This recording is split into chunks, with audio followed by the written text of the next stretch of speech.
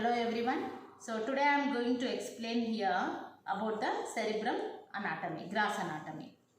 So cerebrum, it is the largest portion which occupies the total skull, which occupies in the anterior cranial fossa, middle cranial fossa and the part of the posterior cranial fossa. So this cerebrum is having the two cerebral hemispheres, and these two cerebral hemispheres are partially separated by a longitudinal fissure, and these two are united in the center by a largest commissural fibers, that is the corpus callosum. So this corpus callosum is that largest commissural fibers which connects the two cerebral hemispheres. And to know about that gross features of the cerebrum, so we have to describe each cerebral hemispheres. So this is that one cerebral hemisphere, and so here that gross features means, so we should know that borders, surfaces, poles and lobes.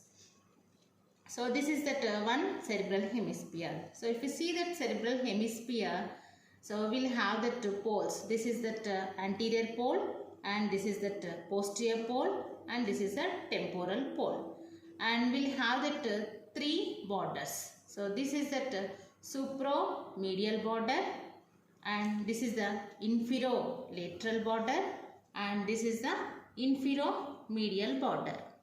So this is the each cerebral hemisphere. So this border is known as the supramedial border. This is the inferomedial border, and so this is the inferolateral border. So you can see, if so the inferiorly you can see here, this is the supramedial border, and this is the inferolateral border, and here this is the inferomedial border. Now the surfaces of that cerebrum, this is the supralateral surface, and this is the medial surface, and here if you unite the two cerebral hemisphere, you can see this is the inferior surface.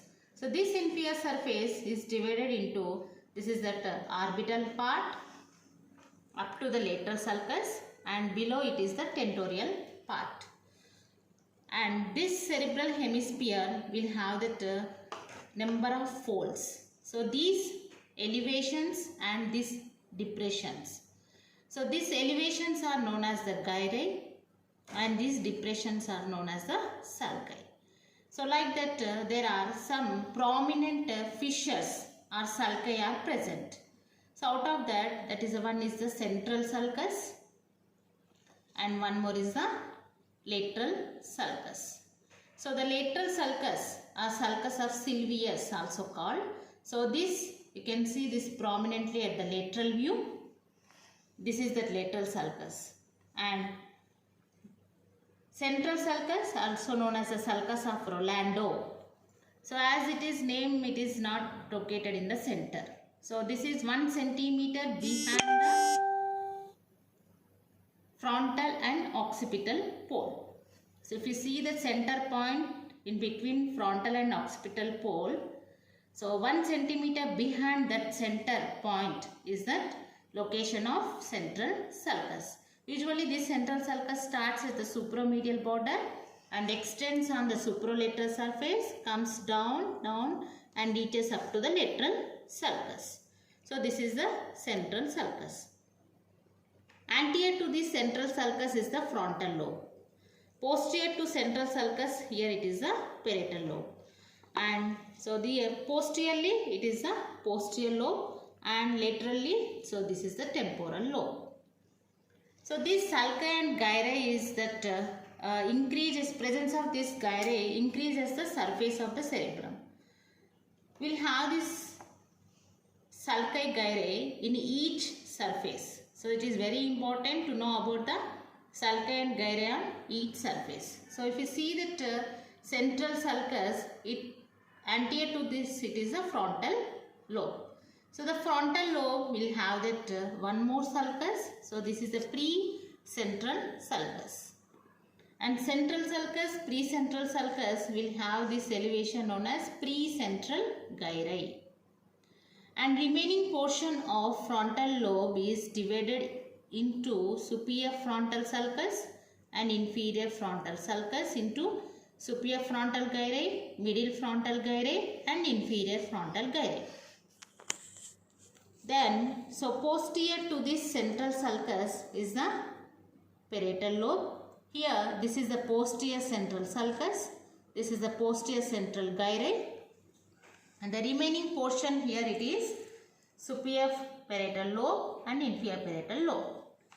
And whereas temporal lobe will have the superior temporal sulcus, inferior temporal sulcus, superior temporal gyri, middle temporal gyri and inferior temporal gyri.